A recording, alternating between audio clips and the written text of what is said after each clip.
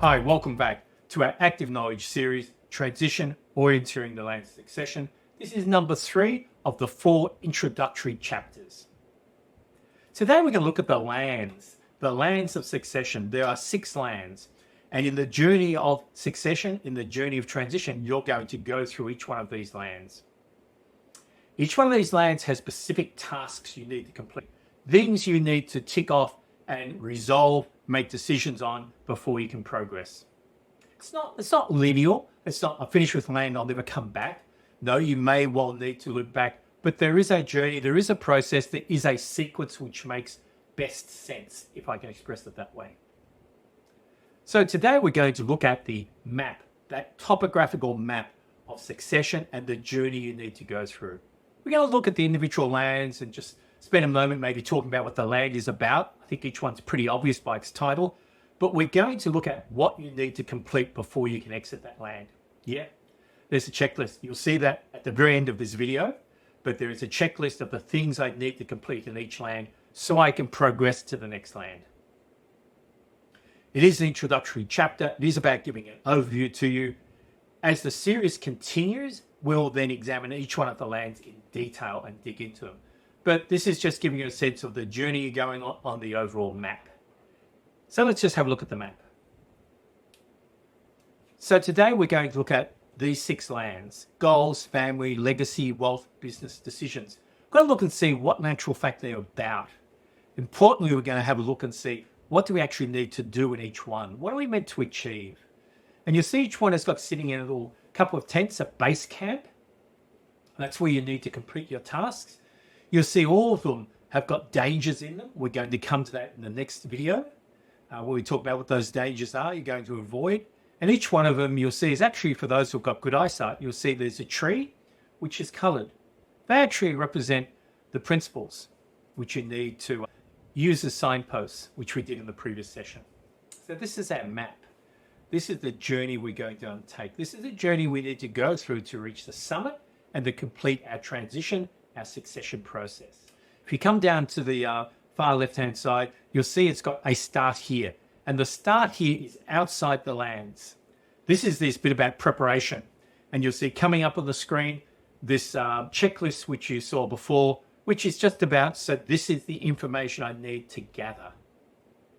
The second part you want to do is to appoint, to locate, find, appoint your independent succession advisor. So while you're beginning to work on that, the things which are shown on this list, you can be gathering and pulling together. So they're ready and you're off for a good start once you actually have your independent succession advisor on board. So that's that start here. That's that preparatory work. That's getting yourself ready and understanding what the journey is going to be before you launch into the journey. So let's begin. Let's just start our journey. The first land we step into, actually take a little step to the side, we actually come into the land of goals. That is the first land we come into.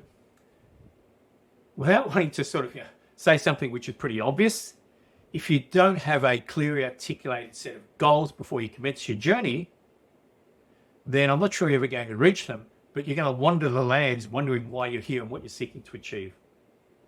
So the first thing you do, the first thing your succession advisor begins to do is to help you begin to craft those goals. And again, just tossing up on the screen, here's a sample of the goals which you've seen before. This is what you're trying to articulate. You're trying to say, what are we seeking to achieve from this process, this journey we're going on? What are the core outcomes? So before you exit the land, you've got to have a clear written set of goals agreed to by the family and other stakeholders as is appropriate, and against which you'll be able to assess and measure your journey, your success, your plans, the things you're doing. And typically the goals are done by a series of questions, a series of discussions with all those who are involved in the succession process, and allowing those to come together and just consolidate those. It starts with the incumbents, the wealth owners at the present time, then draws in who could be involved in the transition process and builds from there. The first thing you do is you step into that land of goals. And again, if we just go back and look at that, we get those right. We get those defined. We have a sense of what we're seeking to achieve when we reach the summit. We know they're probably going to be not necessarily change, but they're going to become clearer and more articulate as we go through, and they're going to be filled out. Range of goals.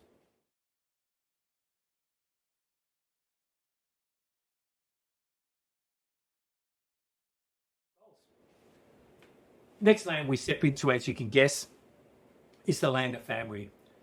Land of family, we've probably already put our foot in and started to do some work in as we've touched on the goals. Because often I will begin to create the goals as we begin to develop a family charter.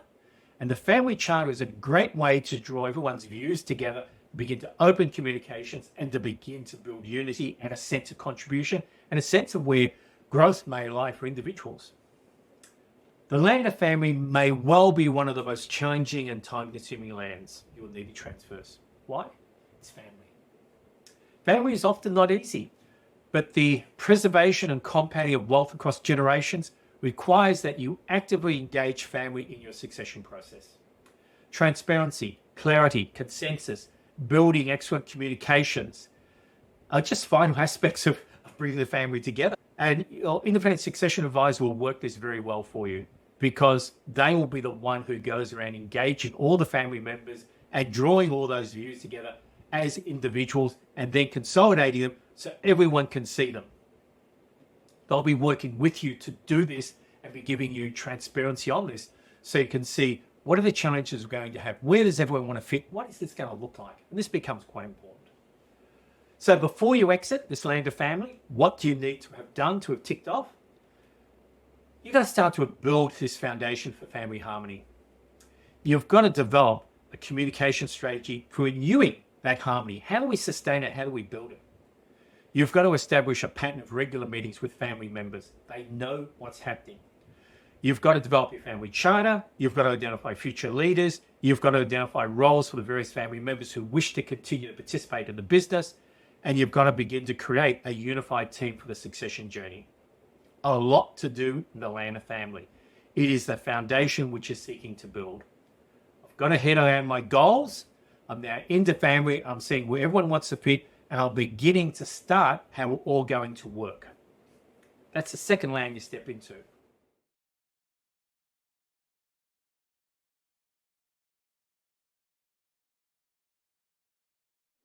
Going back into the map, you can see the third land then as you slide across is going to be legacy.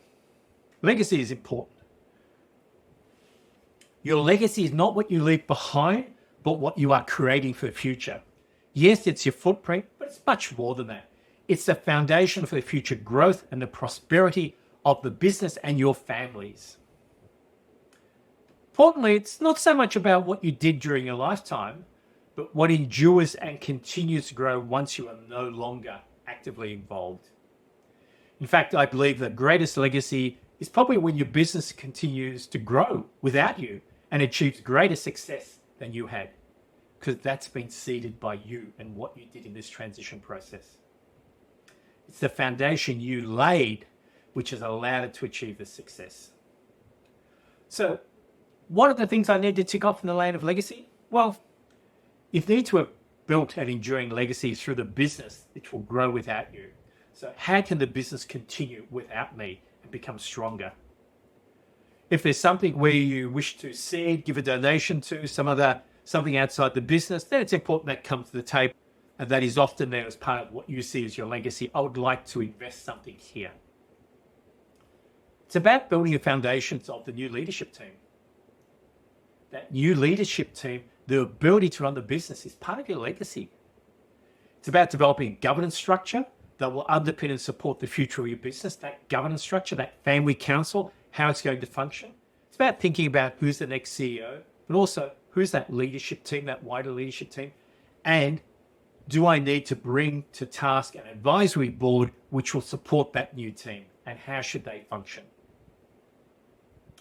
It's about also ensuring that your legacy has set the foundations, that there won't be any conflicts, that you're not setting up for conflict, you're in actual fact setting up for harmony. It's the land of legacy. It's a foundation upon which always going to be grown. It's very important.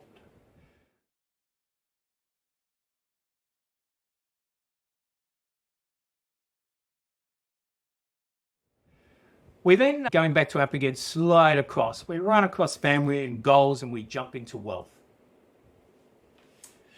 Land or wealth is often one which causes a lot of headaches for people and can cause conflict, but it just seems to be one which people struggle with. It certainly can be one where greed comes up, but often it's about, but what is fairness? Who should we give to who? What does each person want? What does all this look like? How does this all fit together? What actually is equity?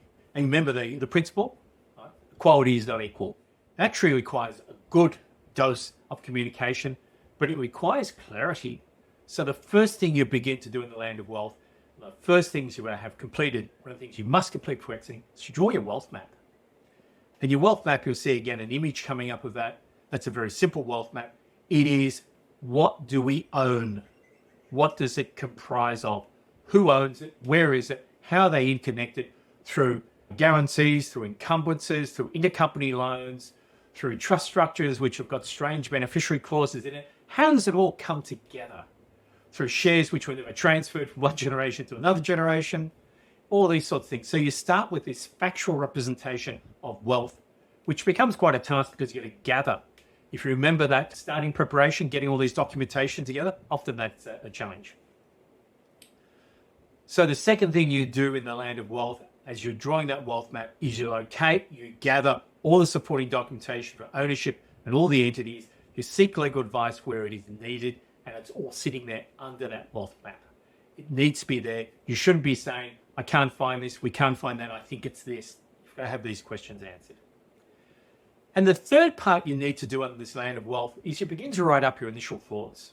What will be the allocation of wealth across the next generation? And this becomes one of establish the principles for wealth allocation first, test them, see whether they're fair, communicate them, seek feedback. What do we think it will be? But always principles first, sums second. Are there specific assets, specific entities? We want to transition to certain family members. I think this should sit over here, that should sit over here. This group, they don't want anything to do with the business, so we need to transfer these passive assets over to them. You need to think about and you need to consider your financial needs and your spouse, your partner's financial needs, and make sure they are taken care of as well.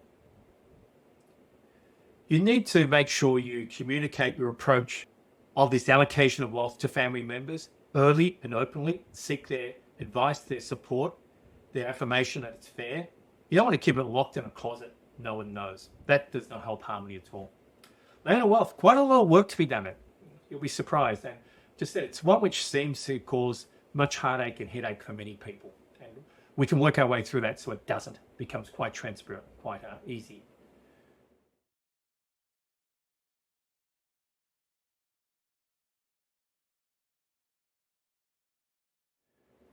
Next land, as you can guess, is the land of business. So we slide from wealth across into business. Our mindset's now changing. As we go into the land of business, we're putting on a business hat. Land of business is often where real wealth lies. It is the engine of generating not only historic wealth, but the future wealth.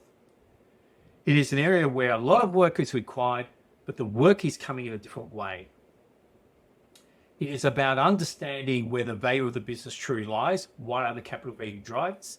It's understanding where the business can go to in the future and where it should go to. It's resolving that often difference between the incumbent generation and the new generation as to where the business should go to.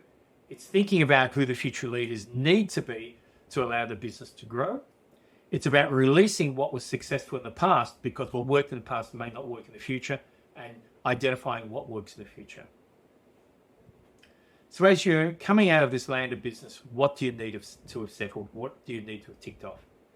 Well, we certainly should have formed a view as to what's going to be transitioned, what's going to be retained, what's going to be sold, what's simply going to be closed down. That needs to be settled. Your strategic business plan for whatever you're taking forward needs to be very clear. You need to be looking very clearly at your leadership team and assessing their suitability to be able to manage and deliver on this business and filling any gaps or shortcomings. You need to know what your capital value drivers are. What has generated the success of the business to date? What will generate the success of the business in the future? Where do we need to invest? These are pretty basic things, but these are things you need to get done in the land of business. You need that clarity.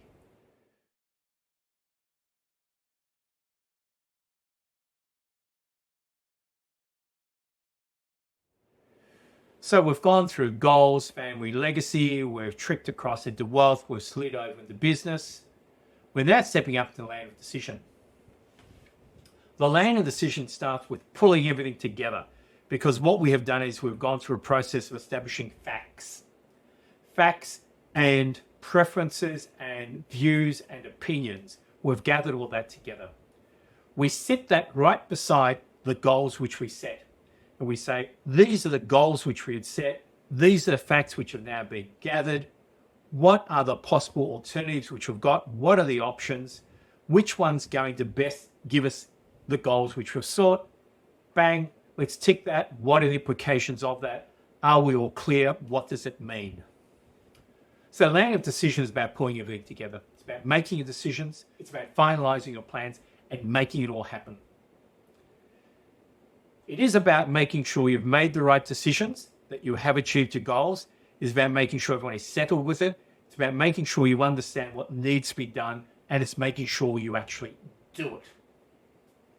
Not to be underemphasized. So before you exit this land, you've consolidated all the outcomes of the 5 lands. You've confirmed your succession goals. You've developed a goal achievement plan to make it all happen. You have decided which options you're going to go for, the ones which best meet your succession goals, and you have commenced delivery. So you're actually making it happen. So the land of decisions is we have commenced the succession process. It is clearly articulated, documented. We're now going through it.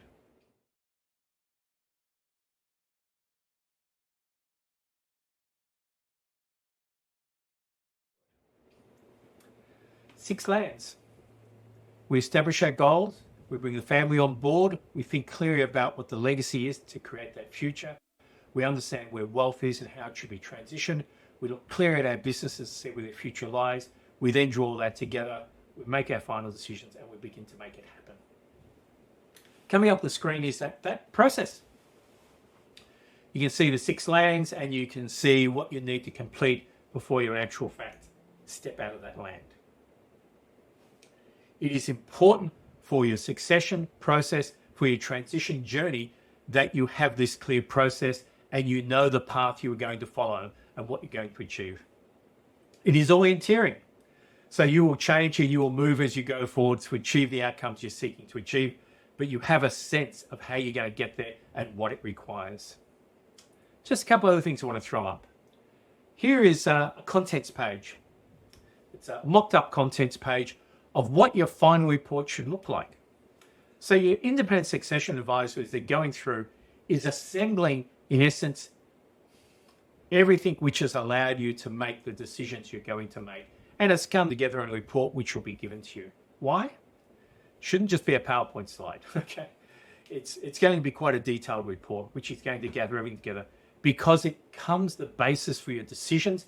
It allows complete and utter transparency where everyone is going through and saying, yes, yes, yes, yes. Hang on, don't quite understand that. Now understand, yes, yes, yes. So it allows you to underpin that unity and that clarity and to create a very clear plan going forward, not only for you, for your family, for your stakeholders, but all your advisors. Let's just spend a moment and I'll just go through some of the headings. There's an introduction.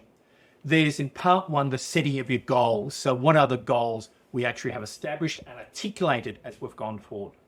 Part 2 is about facts. The land of family. Who are family members? What are the values of the family? What is the vision of the family? What are the responsibilities of family members? What is that family charter? The land of wealth. What's the purpose of wealth in our family? What do we want for the future? Where is that wealth? What does it look like? Where's our wealth map? What do we think it all adds up to? And how do we think it's going to be allocated? The land of legacy. What actually is the legacy we're seeking to create? Are there any key assets which we want to sustain? Often there's a family residence or something which has a significant historical value, I'll put it that way, to the family which they want to retain. What's the governance structure coming out of the family charter which is going to allow us to operate effectively? The land of legacy. The land of business. What's made our business successful? What's the relevance, the importance of that business to our family? Is it the glue which keeps us together? What is the commitment of the family members to that business? What are our businesses? Who are our future business leaders? How are they going to operate? And what do we believe that future looks like? That's part 2. And as you can see, it's gathering facts together, but also it's gathering views and opinions and decisions together as well. Part 3 is then options and decisions. What were our goals? What have we discovered by way of facts? What are the options therefore, and which is the one which suits our goals best, which we are selecting? And then you step from that option evaluation, if I call it that, into decisions and all the things that follow from that. These are all the decisions we've made. Can everyone tick them off? Because these are the decisions made. These are all the things which are coming out of that. Amendments to trust deeds, amendments to wills, all sorts of things. Tick, tick, tick, tick, to make sure we're all correct, because this is a brief off to your lawyers and accountants, and this is how it all comes together. So I know that's a bit hard to see properly on some of your screens, but there's a very clear structure for the way in which the final decisions need to be made. So it's transparent, it's clear, there can be no questions around it.